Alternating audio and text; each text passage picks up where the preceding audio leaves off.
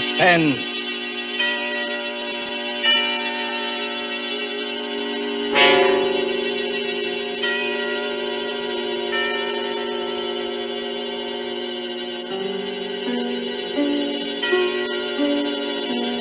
This is the Man in Black, here again to introduce Columbia's program, Suspense. Heading our starring Hollywood cast this evening is Mr. Paul Lucas, and with him are Miss Heather Angel and Mr. Bramwell Fletcher. Story by John Dixon Carr, dealing with strange, very strange happenings in a London curio shop, and called Mr. Markham, Antique Dealer, is tonight's tale of suspense. If you've been with us on these Tuesday nights, you will know that suspense is compounded of mystery and suspicion and dangerous adventure. In this series are tales calculated to intrigue you, stir your nerves, to offer you a precarious situation, and then withhold the solution till the last possible moment. And so, with the performances of Heather Angel, Bramwell Fletcher, of Paul Lucas as Mr. Markham, Antique Dealer, we again hope to keep you in suspense.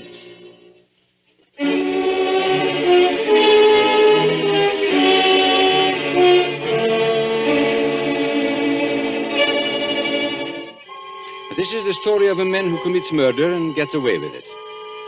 Does the idea shock you?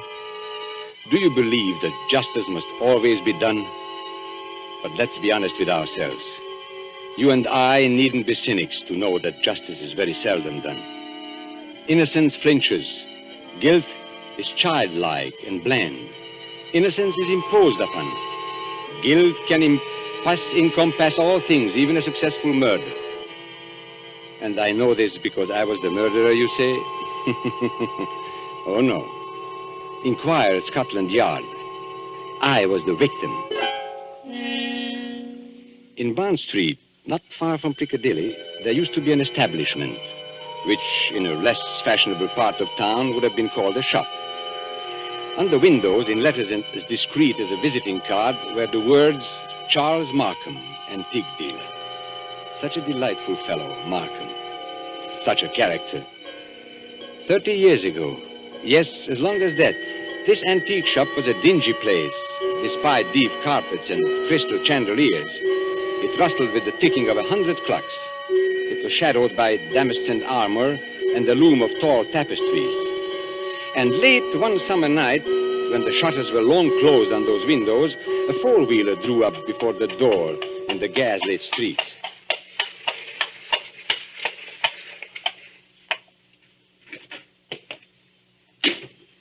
That's all, cabby.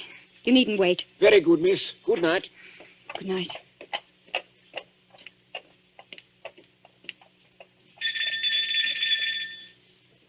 He must be here. He must be. I won't go back to that place. I'll kill myself first. Oh, look here, old man. You needn't be... Oh, I beg your pardon. And I beg yours. I'm not the person you were expecting, am I? No, madam. As a matter of fact, I was expecting a police officer. A police officer? Oh, merely an old friend who often drops in for a talk and a drink. You are Mr. Markham, aren't you? Yes, my name is Markham. Can I be of any service to you? I want to come in. I want to buy a present for somebody. Now, really, madam, this is hardly the time. Yes, I know it's late, but... It's nearly 1 o'clock, madam. Surely tomorrow morning will be... That'll be too late. This is a special occasion. It's a birthday present. That's it. A birthday present. I've got to deliver it before breakfast. And Sir George Lytle says this is the only place in London to buy antiques. Sir George flatters me. Won't you let me come in? Just for 5 minutes. Well, under the circumstances, madam, I think it might be managed. Now, one moment while I put some lights on. No, please. That one little light will be enough. But you won't be able to see anything. That doesn't matter. I'll trust to your judgment. Just as you like. This way, madam. What's that? That noise? Oh, you mean the clocks, madam? There are more than 100 clocks in this room. I'm very fond of them. Don't they get on your nerves? Ticking away together like a nightmare? Striking the hours together? They don't strike together, madam. When the hour approaches, you will hear a musical din that lasts for some time. Might I interest you perhaps in a clock? No. I hate them. Now, all the same, this grandfather clock might amuse you. What about it? Observe the signature. Johannes Carver, Londini, Fecit A.D., 1752. You could see better, madam, if you raised that veil. I'll keep my veil down, thanks. Just as you please. But look at the clock. I open the glass face like this. Then I push the second hand forward like this, and... 1 o'clock and all's well. 1 o'clock and all's well. What was that voice? Only the clock, madam, nothing more. The clock spoke. Clever, isn't it? A device of old John Carver, anticipating Mr. Edison's gramophone by more than 100 years. Oh, but you don't like clocks. No, May I ask whether the present is for a lady or a gentleman? it's for a man. Oh, has he some knowledge of antiques? Yeah, I mean, Furniture, perhaps. Porcelain, bronzes, tapestries, weapons.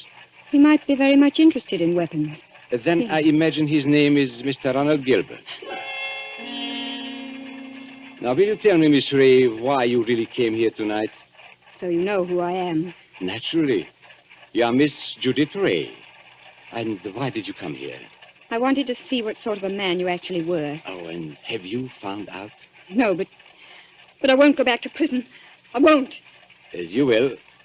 But since it's to be a business conference, Miss Ray, and I imagine it is, Yes. well, then suppose we go into my office, here at the back of the shop. Will you precede me? Thank you. Oh, you must excuse the dust covers I've put on the chairs here. I'm leaving for a holiday tomorrow, and the shop will be closed. When I return next week, Miss Ray, I shall expect the amount requested. In cash, of course. But I can't raise 2,000 pounds. You ought to know that. Well, your fiancé could raise the money, I imagine. Ron? Do you think I'd have Ron know where I've been? Or what I've been? It's better than having his father learn it, surely. Now, sit down, Miss Ray. I'd rather stand, thank you. Now, that's a very foolish gesture, but the ladies will do it. They think it gives them dignity and shows the disdain of the poor blackmailer. You see, I make no bones about it. I am a blackmailer. You seem rather proud of yourself. Why not? I am the one person in England, perhaps in the world, who has made it a large-scale business. Congratulations. And what is all lifeblood but blackmail? The child says, if you don't give me that, I'll scream. The grown woman says, if you go on behaving like this, I will leave you. Your sex, Miss Ray, are blackmailers from the cradle. You know, Charles Markham, I wonder... Yes? I wonder if anybody's ever hurt you very much. Hurt me? What do you mean? When you talk about the world and people in general, your face goes white under the eyes. You pick up that letter opener from the desk. Not a letter opener, please, Miss Ray. A Medici dagger. 16th century work. It isn't the money that really interests you. I don't understand. You hate the world. You just want to torture people, but you think you've been tortured. Isn't that so? This is a very sharp dagger, Miss Ray. If I throw it down on the desk, it sticks. Like that. Isn't it so, Charles Markham? My motives, Miss Ray, aren't in question. I wonder. Whereas your motives are. Now, let me see. 10 years ago, in 1903, a certain girl called Letty Wilson, your real name, I believe, fell in love with a rather contemptible underworld character named Arthur Aker. Please. No humiliation was too great for her. She worked for him, lied for him, stole for him. I was only 18. I didn't know what I was Now, doing. this girl, for a very shabby theft, was sentenced to 3 years hard labor at Holloway Prison. 5 months later, she escapes from prison and disappears. All these years afterwards, she appears in the West End as Miss Judith Ray, fashionable milliner. Haven't I made up for it? Haven't I? No, For one mistake. After 10 years. it's the way of the world, my dear. I didn't create it. And I'm forgetting the best part of the comedy. This paragon of virtue next falls in love with Mr. Ronald Gilbert, son of Major General Sir Edmund Gilbert. Such a respectable family, too. Stop it, please. Then, shall we say, 2,000 pounds? Suppose I did raise the money. I don't know how, but suppose I did raise it. Well, What guarantee would I have that you wouldn't ask for still more money? I probably shall ask for more money, Miss Ray. But that's my privilege as a blackmailer. Then I'm never going to be free of you. Is that it? Well, frankly, that's it. Unless I kill you, of course. What if I did kill you? People have threatened it before, but they haven't meant it. Maybe I mean it. Well, we can easily test you out. There's a sharp knife stuck in the desk in front of you. I'm going to get up and deliberately turn my back on you. Like this. Be careful, Charles Markham. As a student of human nature, I'm curious. How much will you risk to keep this secret? Have you the courage to kill and risk hanging? Yes, I think I have. What was that? Now, aren't you glad you held back at the last moment, Miss Ray? I said, what was that? That, my dear, was the front doorbell. Probably my friend, Inspector Ross, from Wigmore Street Police Station. Come in, old man. Come on in. Make yourself comfortable. I'll be with you in a moment. You wanted me to attack you, didn't you? No, I was merely curious. And in any case, Miss Ray, it would be useless to kill me. Useless? Why? Because I shouldn't die. Don't talk rot. Oh, it's quite true. A man in my position must take certain precautions. If you killed me, I should be back to haunt you within half an hour. And I don't happen to be joking. Come in. Now, look here, Markham. Good Lord, Judy. Ron! Mr. Ronald Gilbert, as I live. Ron! What are you doing here? He hasn't got anything against you, has he? Speak up, Mr. Gilbert. Have I? The fact is, Judith, I...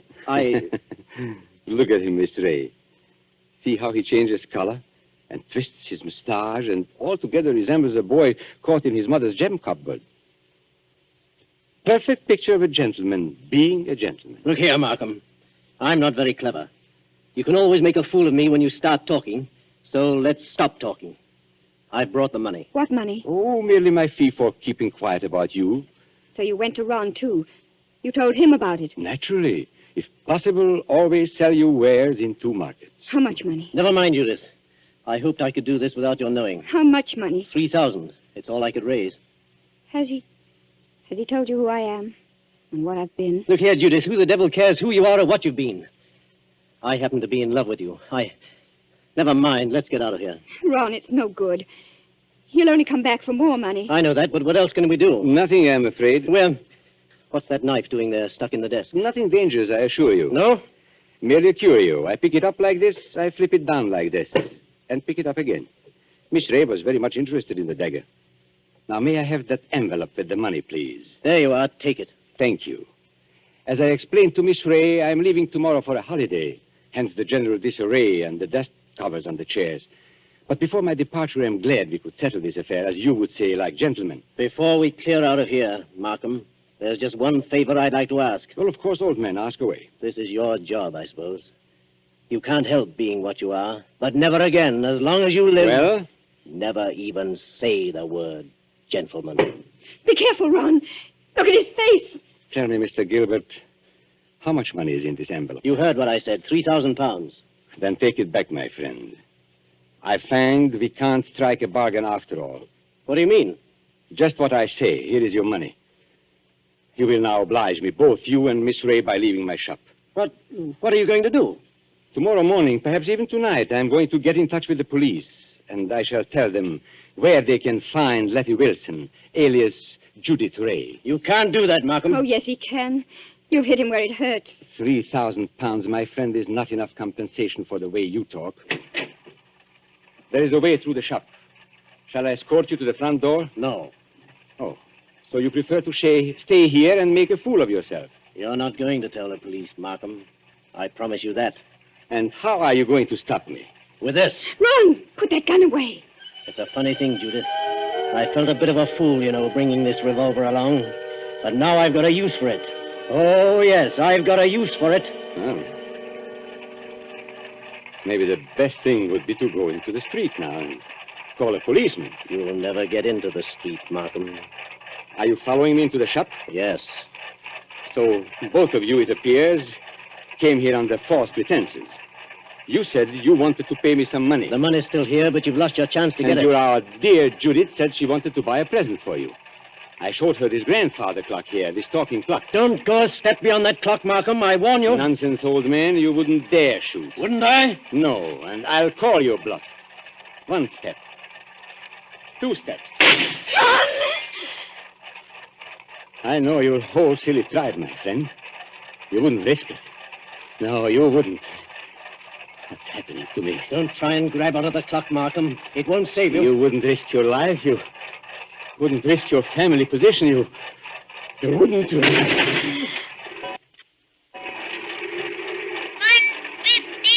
and all's well.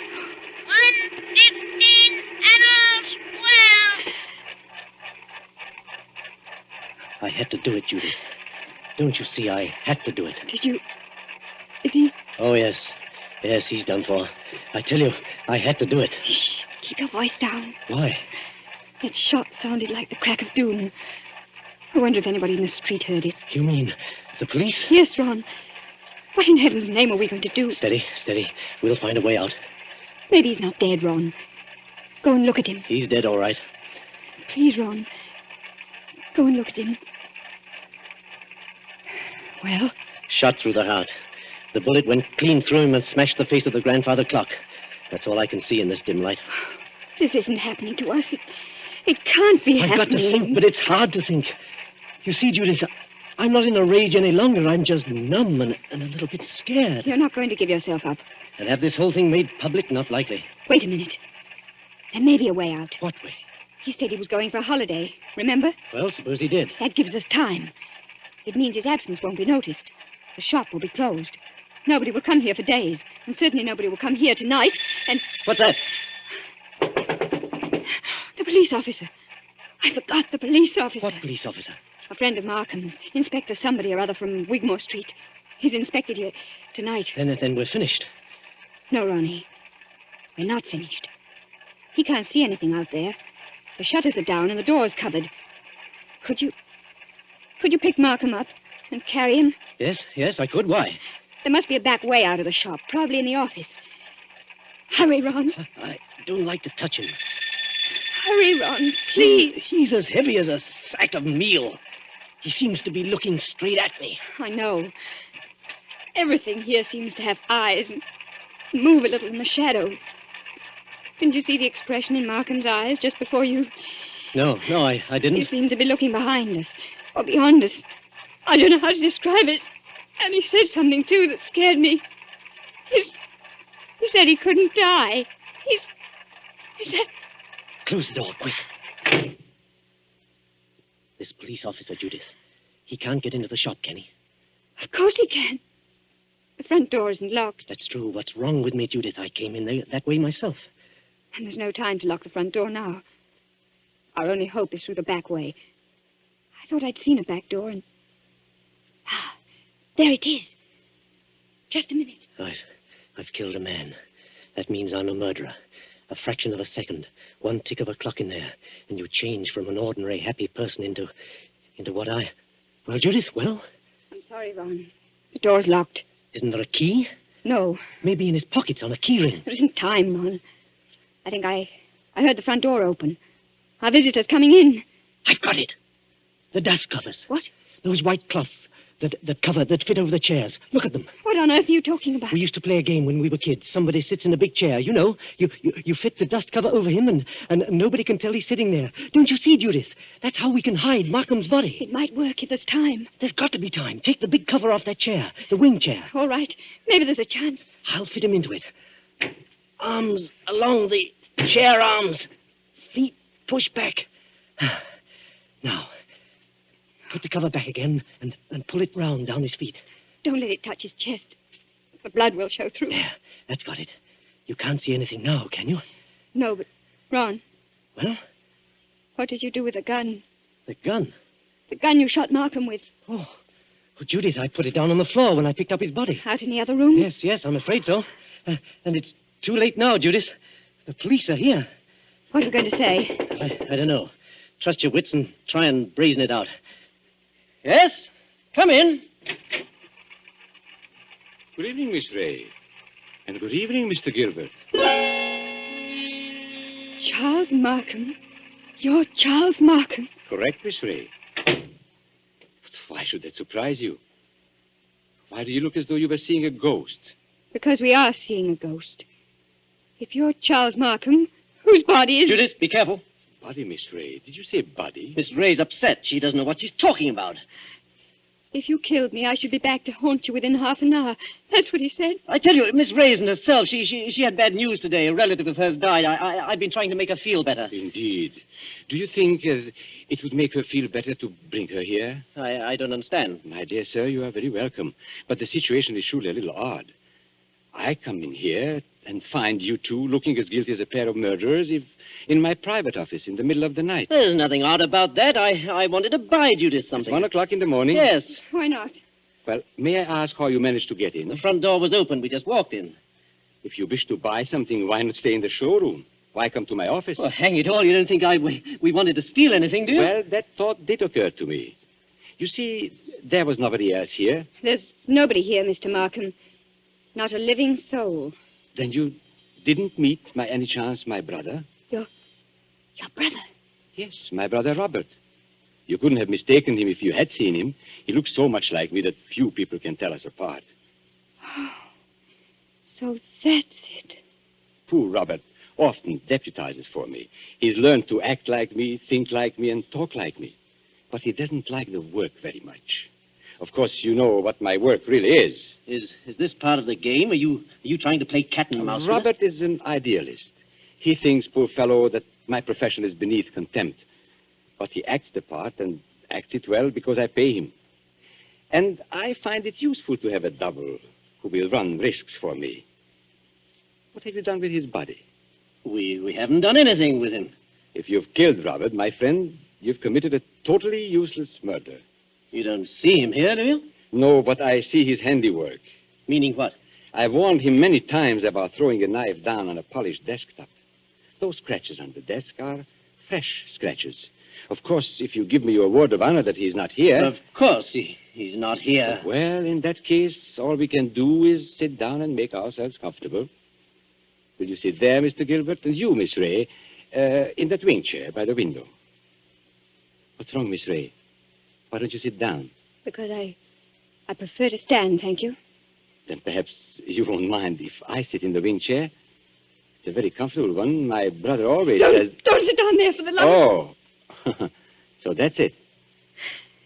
Yes, that's it. It is rather a thick chair. I press against the dust cover and blood comes through. I lift the bottom of the dust cover and... What's the use of going on with this? I killed him. You admit that? Yes, I admit it. But Judith had nothing to do with this. I swear she hadn't. My telephone, you notice, is against the wall. I shall have to turn my back to you when I ring. Ring? Where? Wigmore Street Police Station. Oh, no. Give him a chance. Please give him a chance. Hello? Hello, operator. I want Regent 0586. I won't let them take you on. 0586. I won't. It's no good, Judith. I killed a man. I meant to kill him. That's all there is to it. A very sensible attitude, my friend. And if the lady has any idea of flying at me with that knife, just notice what I've got here. A .32 revolver, one chamber fired, picked up off the floor in that room where... Hello? Hello, Wigmore Street Police Station. For the last time, Hello? Mr. Markham, won't you give him a chance? Be quiet, Miss Ray. May I speak to Inspector Ross, please? Inspector Ross speaking. Oh, isn't that Mr. Markham? Got it in one, Inspector. Charles Markham here. I understand you were going to drop in and see me tonight. I intended to, Mr. Markham, but I'm afraid I can't make it now. Oh, why not? Anything wrong? Only a robbery in Davies Street, but it's likely to be a long job. Sorry I can't get there. Well, that's perfectly all right, Inspector, because actually I rang up to make sure you wouldn't come here tonight. You see, I've got a lot of work to do, and I'm leaving for Eastbourne early tomorrow morning. Let's make it some other time, shall we? Oh, glad to, Mr. Markham. No crimes being committed up your way, I suppose? No, Inspector. It's as quiet as the grave. I've never known a more peaceful night. Goodbye. Why did you do that? Now, please, don't excite yourself, Miss Ray. Didn't you hear what I told the Inspector? Yes, but is this some more trickery? Trickery? How can it be? I don't know. That's what I'm asking you. I should call it generous when I let my poor brother's death go unavenged. You're not doing this without a reason. Naturally not. But has it occurred to you, either of you, that I might not want my business dealings revealed in court? What are you driving at? And has it also occurred to you that a man's double, who looks exactly like him, and shares all his secrets may become a danger rather than an asset. He knows too much, he wants too much, and so... I think I understand. You're glad he's dead. Not glad, my dear. You shocked my brotherly feelings, but definitely relieved. Look here, you can't get away with this. Get away with it, sir? Aren't you forgetting that you are the murderer? Then what are you going to do? No, it is very simple. We three, in an unholy partnership, will dispose of Robert's body. Or would you rather hang? He's got us, Ron. There's no other way. But how can we dispose of the body? This seems worse than killing him. It's filthy, cold-blooded... Practical necessity. And as for disposing of the body, nothing is easier. We shall simply gather the...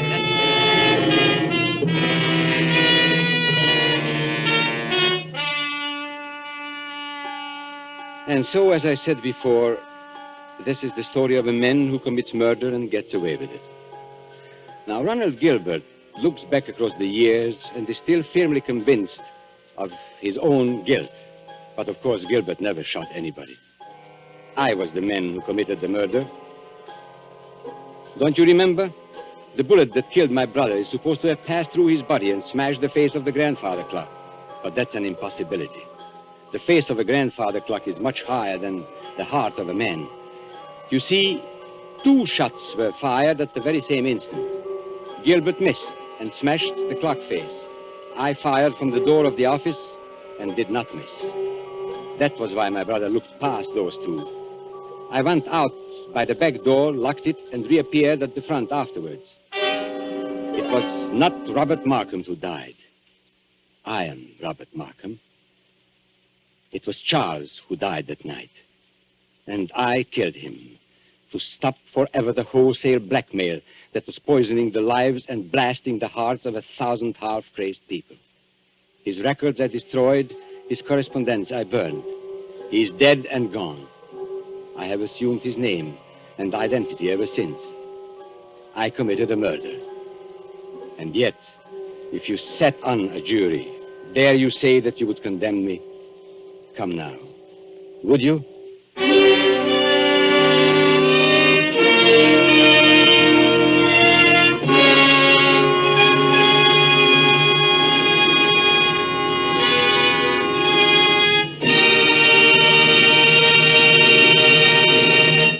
And so closes Mr. Markham, Antique Dealer, starring Paul Lucas with Heather Angel and Bramwell Fletcher. Tonight's tale of Suspense. This is your narrator, the man in black, who conveys to you Columbia's invitation to spend this half hour in suspense with us again next Tuesday, when we will have the pleasure of bringing you Mr. Charles Lawton and Miss Elsa Lanchester, who will star in one of the most famous and suspenseful of Agatha Christie's thrillers, The ABC Murders. The producer of these broadcasts is William Spear, with Ted Bliss, the director, Lud Gluskin and Lucian Morowick, conductor and composer, and John Dixon Carr, the author, collaborated on tonight's Suspense. This is the Columbia Broadcasting System.